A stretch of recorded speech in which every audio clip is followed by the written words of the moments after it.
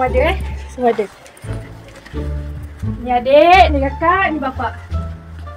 Semua ada. Numpang, tak tahu malu. Seronok duduk rumah orang. Seronok. Ni Izian. Ni anak dia. Ni. Masalahnya, kau dah menumpang. Nak tutup muka. Muka tahu malu kan ni? Family ni. Kau tahu malu kan ni? Kita orang niat nak tumpang untuk sementara. Menumpang untuk sementara untuk apa kau?